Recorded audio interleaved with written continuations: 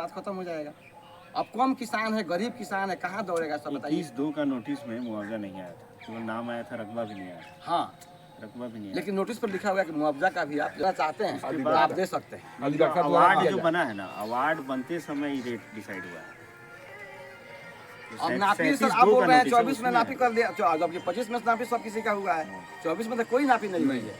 मुखिया जी, बहुत लोग ऐसा व्यापार बना दिया था, 20 लाख 25 लाख 17 लाख इकट्ठा खरीद करके। उन लोग सोचा कि जब हवाई अड्डा में भूमि अधिग्रहण होगा तो मुनाफा मिलेगा। अब लोग बता रहे हैं कि बहुत काफी घाटा लग रहा है। अब तो कौन कौन उसका हम लोग टोटल किसान है। मेरे गांव के जो भी जमीन पड़ा है टोटल किसान लोगों का है और गरीब किसान लोगों का है। उतना में उसका जमीन कहीं दूसरी जगह मिल भी नहीं रहा है भाई, दूसरी जगह खरीद भी नहीं पा रहा है। वो जितना पड़ा है, मानते हैं मेरा 1 कट्ठा जमीन पड़ा है, हम 1 कट्ठा दूसरी जगह चाह रहे हैं तो मेरा उतना भी नहीं मिल पा रहा है। क्या आप मुख्यमंत्री और उप मुख्यमंत्री से कहना चाहते हैं? एकदम हम पूरा सरकार के पास आवाज पड़े हैं कि हम केंद्र सरकार के तक भी, हम माननीय अपने सांसद महोदय से भी कहना चाह रहे हैं कि आप हम लोगों का प्रॉब्लम सुने। आके हम जनता यहाँ पर सब ग्रसित है, एकदम रो रही है, कम से कम दुख दर्द को सुना जाए। अगर जनप्रतिनिधि हम लोग हैं, सरकार अगर जनता के लिए है तो सरकार जनता की आवाज़ सुने। तो मुखिया जी ये नहीं जानते हैं कि यहाँ पर हवाई अड्डा हो जाएगा तो कम से कम आप लोग का रोजी रोटी मुहैया हो जाएगा? हम एकदम सही कह रहे हैं। अगर यहाँ पे होगा, लोकल लोगों को रखा जाएगा, बहुत सारा काम होता है एयरपोर्ट के अंदर, अगर लोग तो बहुत अच्छा फायदा होगा। हम लोग इस काम को क्या करना चाह रहे हैं, हम लोग चाह रहे हैं कि हम लोग का जो जीविका लिया जा रहा है, हमारे बाल बच्चे का भोजन का व्यवस्था उस खेती से होता है। वह खेत जो हम लोग दे रहे हैं लोगों को, सरकार को, तो उसके लिए हम लोग का मुआवजा तो कम से कम उचित मिले, हम लोग बता रहे हैं भाई। तो नमस्कार दोस्तों, इस वक्त का सबसे बड़ी खबर है कि रक्सौल हवाई अड्डा का बहुत जल्द जो है निर्माण करने के लिए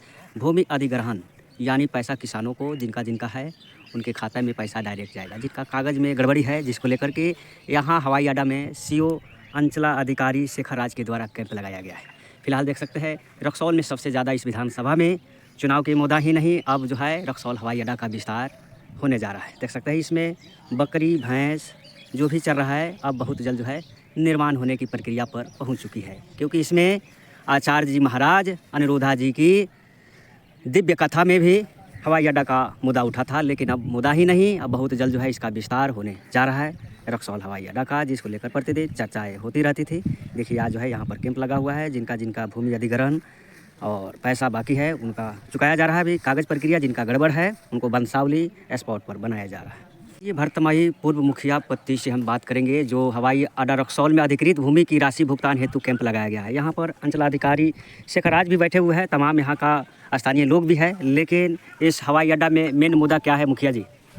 अरे मेन मुद्दा है, मेरा गाँव भरतमाही जो है, पूरब साइड में अगडेरवा मौजा, पश्चिम साइड में सिसवा मौजा और दक्षिण साइड में चंदुली मौजा पड़ता है हमारे गांव के। और हम लोग का जो ज़मीन अधिकृत की गई है, लेकिन सभी मौजा का जो है जितना भी रेट लगाया गया है, वैल्यूएशन लगाया गया, सबका ज़्यादा है। अगडेरवा का 15,11,000 कट्ठा है, सिसवा का 10,11,000 कितना 12,000 है, और चंदुली का भी उसी तरह से ज़्यादा ही है। और 4,71,800 कुछ भरतमाही का रेट लगा दिया गया है, जबकि उसमें कई रकबा ऐसा है, कई ठो फैसला ऐसा है जो अभी मतलब आवासीय है। हम जाते हैं निबंधन करवाने वहाँ पे तो आवासीय का रेट लग रहा है, जबकि मेरा खुद 1103 मेरा ज़मीन है जो खुद आवासीय के लिस्ट में है। अब यहाँ पे सरकार के यहाँ जो देखा टंगा हुआ है कि भाई वहाँ 658 फीट से लेकर 668 फीट के अंदर में जितने गांव के बगल में जो ज़मीन होगा सबको आवासीय माना जाएगा, उसका रजिस्ट्रेशन फिर आवासीय लगेगा। अच्छा मुखिया जी एक चीज़ और बताइए, अच्छा लिखावट दर तो अलग अलग होगा ना?